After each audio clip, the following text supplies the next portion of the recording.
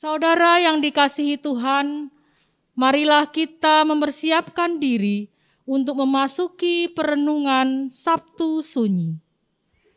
Pada hari ini kita turut merasakan kegelisahan dan kesedihan para pengikut Yesus setelah Ia disalibkan.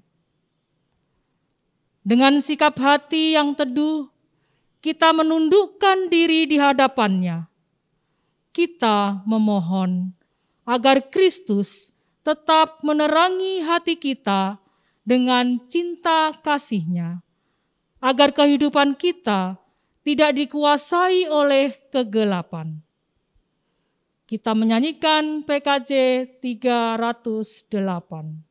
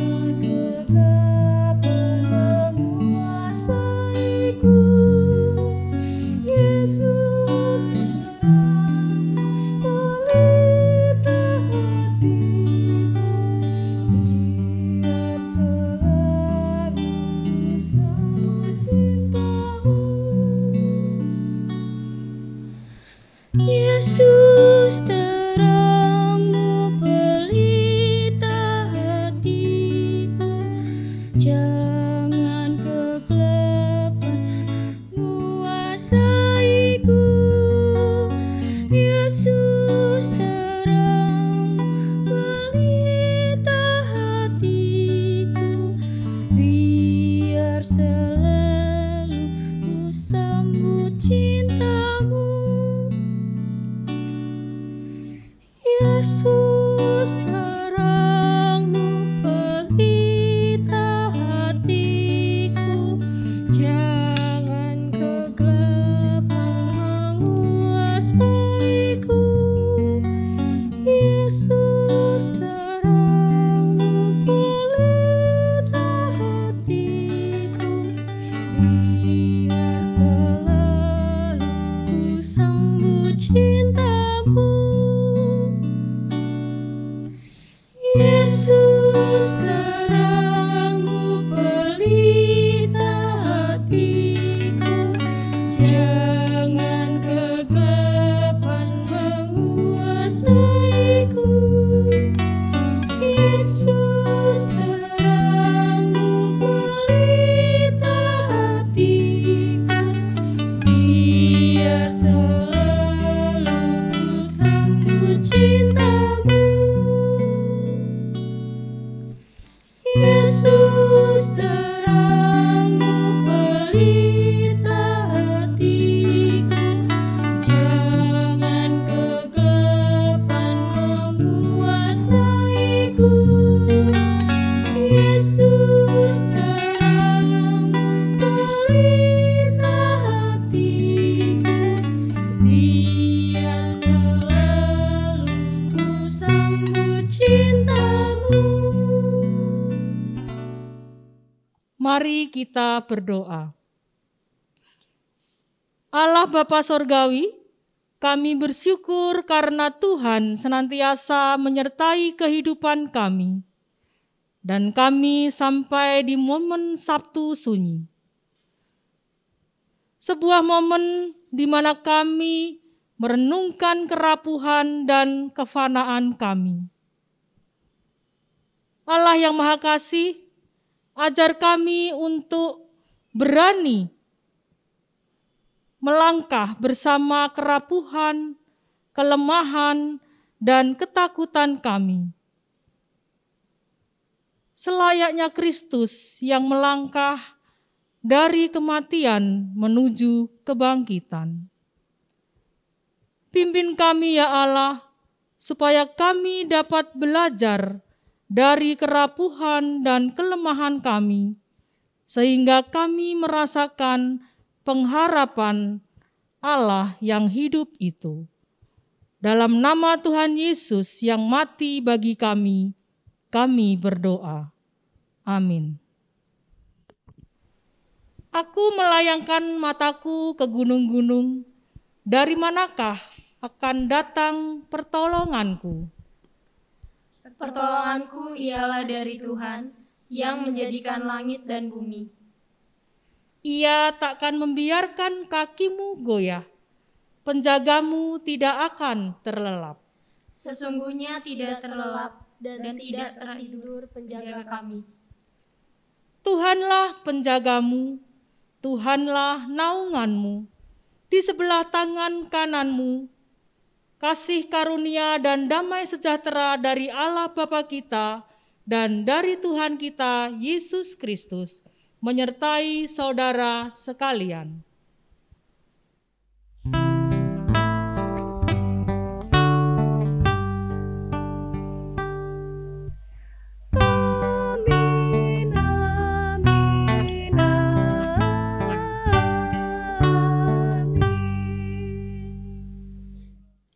Ayub 14 ayatnya yang ke-1 sampai yang ke-6. Manusia yang lahir dari perempuan, singkat umurnya dan penuh kegelisahan. Seperti bunga ia berkembang, lalu layu. Seperti bayang-bayang ia hilang lenyap dan tidak dapat bertahan. Masakan engkau menunjukkan pandanganmu kepada orang seperti itu dan menghadapkan kepadamu untuk diadili? Siapa dapat mendatangkan yang tahir dari yang najis? Seorang pun tidak. Jikalau hari-harinya sudah pasti dan jumlah bulannya sudah tentu padamu dan batas-batasnya sudah kau tetapkan, sehingga tidak dapat dilangkahinya. Hendaklah kau alihkan pandanganmu daripadanya, agar ia beristirahat, sehingga ia seperti orang upahan dapat menikmati harinya.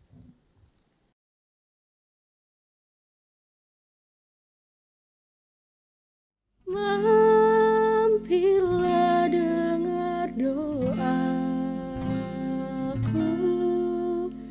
Yesus penebus,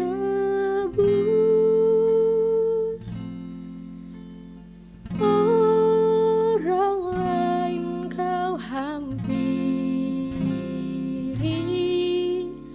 jangan jalan terus. Yesus Tuhan, dengar doaku. Orang lain kau hampiri, jangan jalan terus.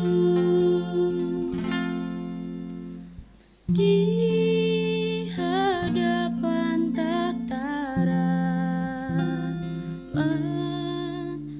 aku menyembah, tunduk dalam penyesalan. Tuhan tolonglah,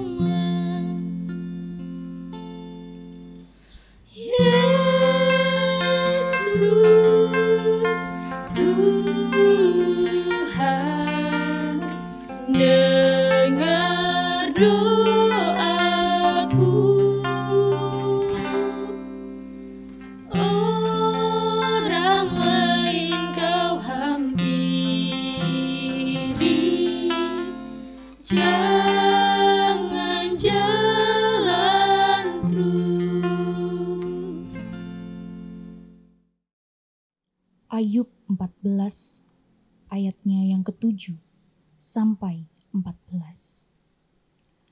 Karena bagi pohon masih ada harapan, apabila ditebang ia bertunas kembali, dan tunasnya tidak berhenti tumbuh. Apabila akarnya menjadi tua di dalam tanah, dan tunggulnya mati di dalam debu, maka bersemilah ia setelah diciumnya air, dan dikeluarkannya lah ranting seperti semai. Tetapi bila manusia mati, maka tidak berdayalah ia. Bila orang binasa, di manakah ia? Seperti air menguap dari dalam tasik, dan sungai surut dan menjadi kering. Demikian juga manusia berbaring, dan tidak bangkit lagi. Sampai langit hilang lenyap, mereka tidak terjaga dan tidak bangun dari tidurnya. Ah, kiranya Engkau menyembunyikan aku di dalam dunia orang mati. Melindungi aku sampai murka-Mu surut dan menetapkan waktu bagiku. Kemudian mengingat aku pula.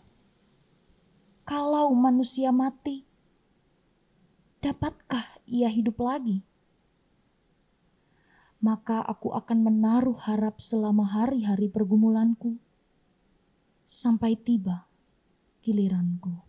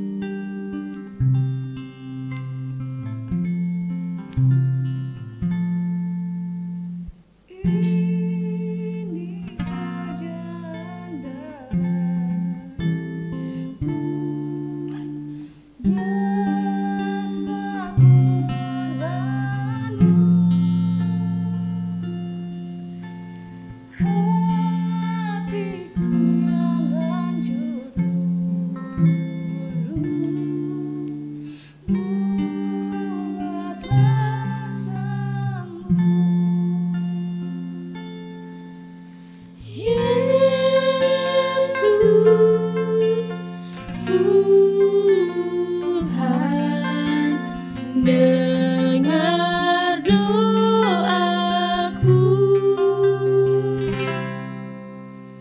orang lain Kau hampiri, jangan jalan terus. Kaulah sumber penghiburan, Raja hidupku,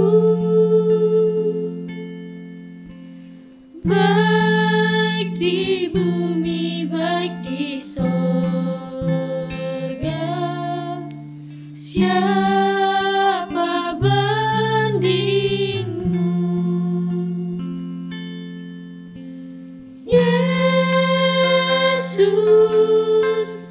Tuhan? Dengar doaku, orang lain Kau hampiri, jangan jalan terus. Jangan jalan terus.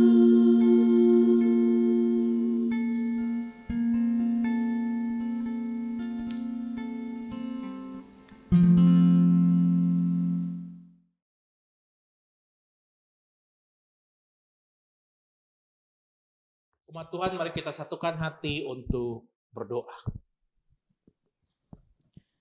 Yalah Tuhan kami, hari ini kami tiba di perenungan Sabtu Sunyi, di mana kami ya Tuhan mau belajar sebuah poin yang penting, ketika Yesus boleh mati dan merasakan maut itu. Kami sebagai umat Tuhan mau belajar apa makna dari Tuhan yang mati bagi kami dan apa makna dari kebangkitan itu.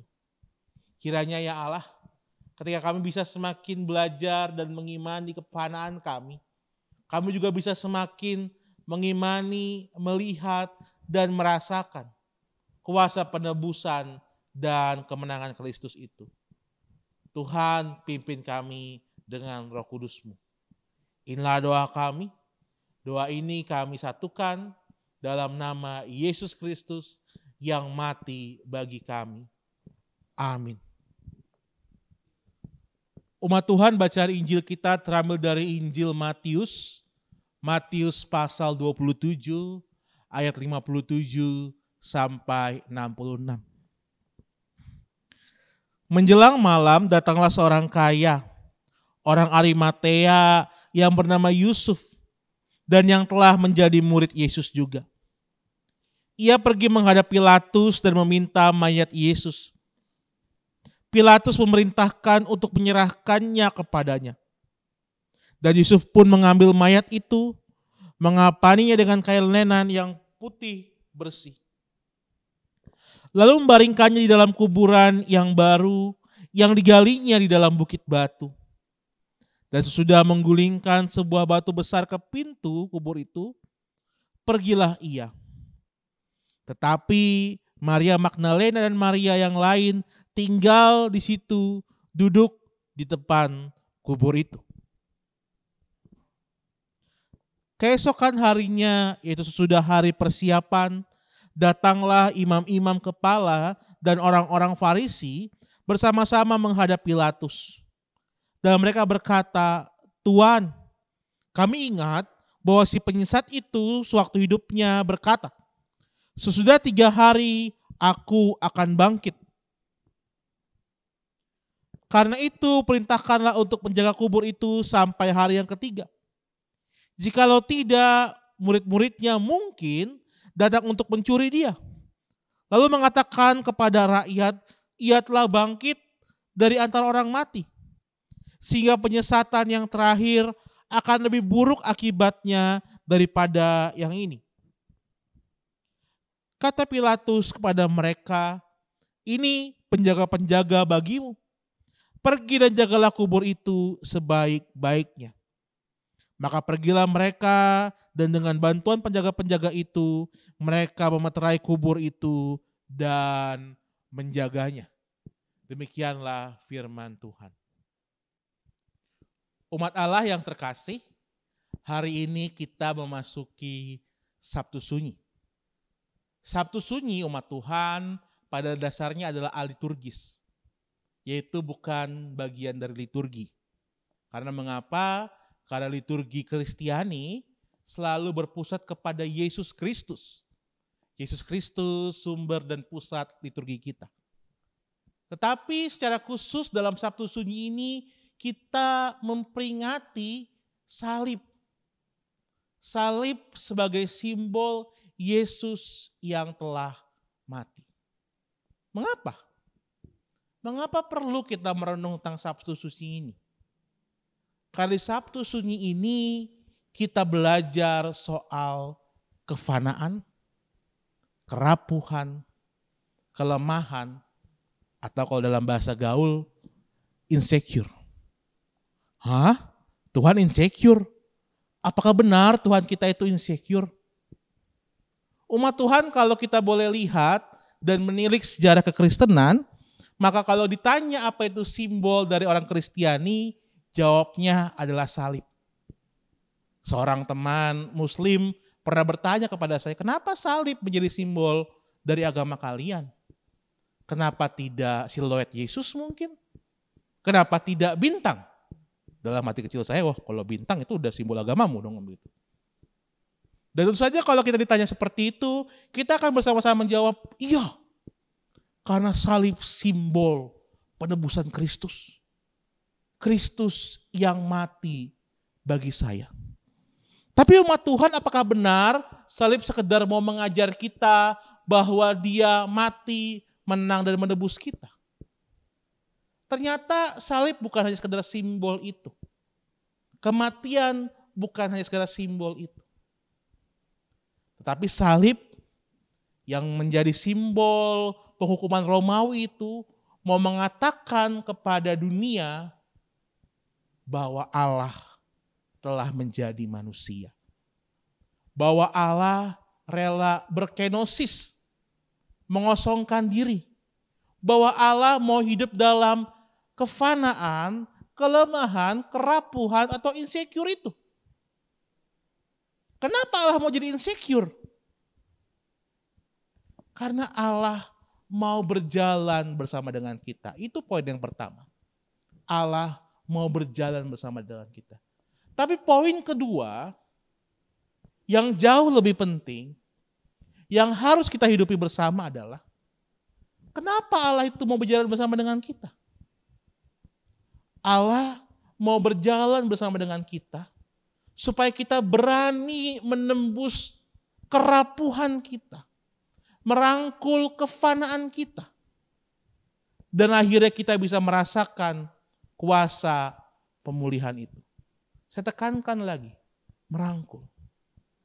Karena itu yang Yesus lakukan. Yesus tidak lari dari salib. Yesus tidak menolak salib. Tapi yang Yesus lakukan adalah dia menerima salib itu. Dia menjalaninya. Dan ia kemudian menaklukkan kerapuhan dan kematian itu. Pertanyaan untuk kita. Mampukah kita bersama dengan dia menjalani kerapuhan kita? Atau jangan-jangan kita memilih untuk menolak, bahkan kabur. Atau mungkin malah diam dan meratapi kerapuhan-kerapuhan kita itu. Umat Tuhan, kalau kita lihat Alkitab kita, ada 3 kelompok menarik yang merespon kematian Yesus. 3 kelompok yang berbeda dengan gaya yang berbeda. Kelompok atau orang pertama itu adalah Yusuf, yang dikatakan Yusuf dari Arimatea. Yang dilakukan Yusuf dari Arimatea ketika Yesus mati adalah dia menemui petinggi negara itu, dia memohon tubuh Yesus, dan kemudian dia menguburkannya. Dia mempersiapkan kuburannya, dia menguburkannya, dan kemudian apa? Dia pergi meninggalkan itu dan kemudian kembali melanjutkan hidupnya. Dia move on dari insecure itu, dari kefanaan itu, dari pergumulan itu. Tapi ada kelompok yang kedua. Kelompok kedua adalah Maria Magdalena dan Maria Bunda Yesus. Apa yang mereka lakukan ketika tubuh Yesus diturunkan, dimasukkan oleh Yusuf dari Arimatea ke dalam kubur batu? Yang mereka lakukan adalah mereka meratap. Mereka menangis. Diam dalam kefanaan, dalam keterpurukan itu. Diam, meratap dalam keterpurukan itu. Tapi ada kelompok yang ketiga. Kelompok yang memang mengambil tempat antagonis dalam kisah ini. Kelompok yang dari awalnya tidak percaya. Kelompok yang memang kemudian menyalibkan Yesus. Kelompok itu adalah kelompok para imam-imam besar. Apa yang mereka lakukan? Mereka menyangkal segala hal yang dikatakan Yesus. Nah kemudian mereka meminta sepasukan besar untuk menjaga kubur itu. Supaya Yesus tidak bangkit. Supaya mayatnya tidak dicuri menurut konsep pemahaman mereka. Ada yang menyangkal, ada yang meratap, ada yang move on, bergerak maju. Pertanyaannya, kita tinggal pilih yang mana? Kita sama-sama tahu umat Tuhan, Sabtu Sunyi ini menjadi menarik karena kita masih dalam kondisi pandemi COVID-19. Kita merayakannya secara sederhana di rumah kita masing-masing. Maka menjadi perenungan yang menarik bagi kita, di tengah kefanaan ini, apa yang menjadi pilihan kita? Menangis meratap pura-pura lupa, pura-pura tidak ada masalah, atau mencoba untuk move on dan bergerak maju. Move on dan bergerak maju karena kenapa? Karena juru selamat kita adalah juru selamat yang move on. Juru selamat yang bergerak dari kematiannya menuju kebangkitannya. Pertanyaannya adalah maukah kita percaya, berpengharapan, dan berjalan bersama dengan dia. Move on dan bergerak maju. Satu hal yang menarik umat Tuhan, seringkali kita bertanya apakah lilin kita bisa bertahan di tengah kegelapan yang begitu besar itu. Seperti hari ini saya duduk di ruang gelap ditemani lilin-lilin kecil ini. Lilin ini tidak terlalu besar umat Tuhan, apalagi dibandingkan dengan badan saya kan gitu. Tapi yang menariknya adalah karena dalam kondisi yang gelap ini, lilin-lilin ini menjadi begitu bercahaya, begitu powerful, begitu menghangatkan. Maka pertanyaannya juga kepada kita, maukah lilin pengharapan kita bertahan? Maukah lilin pengharapan kita terus terbakar? Maukah lilin pengharapan kita terus bergerak maju bersama dengan Kristus, Juru Selamat kita? Karena seperti lagu karya Glenn Fredly, jadilah terang. Jadilah terang, jangan di tempat yang gelap, jangan di tempat yang terang. Jadilah terang di tempat yang gelap. Dan kita akan menjadi pewarta pengharapan di tengah kondisi dunia kita yang mungkin tidak mengenakan ini. Selamat merayakan kerapuhan, selamat memeluknya, dan kemudian bergerak maju bersama pengharapan Tuhan kita, Yesus Kristus. Amin. Mari kita bersaat teduh.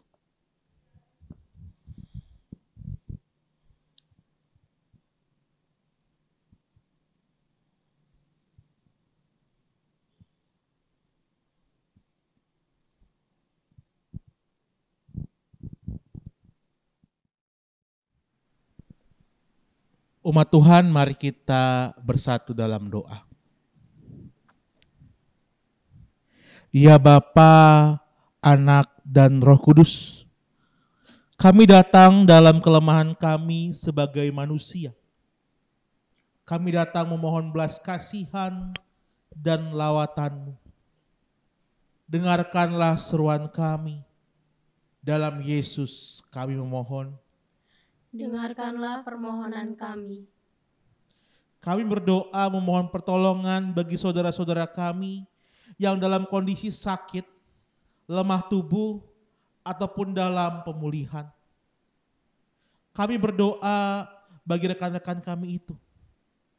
Kiranya ya Allah, mereka yang tidak dapat kami sebutkan satu persatu ini, Tuhan mampukan dan Tuhan pulihkan. Karena kami percaya Engkaulah Tuhan kami yang hadir menyembuhkan. Dalam Yesus kami mohon. Dengarkanlah permohonan kami. Kami berdoa memohon lawatan Tuhan bagi gereja-Mu di tempat ini. Kami berdoa untuk para pelayan Tuhan, para pendeta, calon pendeta, dan juga penatua serta para jemaat dan simpatisan. Kiranya ya Bapa, baik majelis jemaat, aktivis dan simpatisan dapat melayani dan terus bersatu hati. Ajarkan kami untuk tetap saling mendukung dan menguatkan. Biarlah langkah kami makin sederap untuk memuliakan Tuhan melalui gereja ini. Dalam Yesus kami mohon.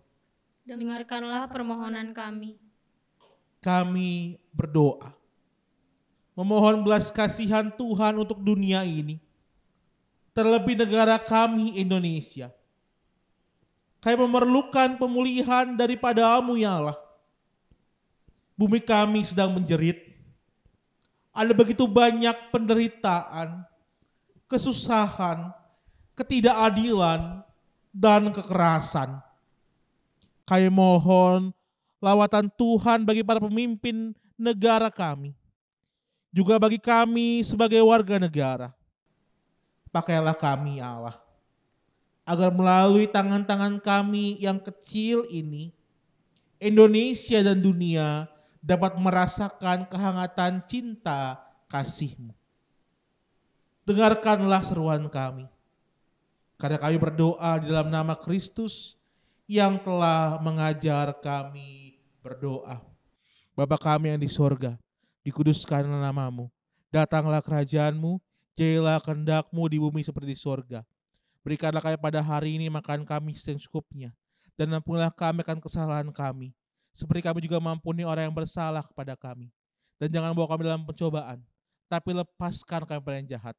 Karena Engkau yang punya kerajaan, dan kuasa, dan kemuliaan, sampai selama-lamanya. Amin. Mari kita pujikan PKJ 302.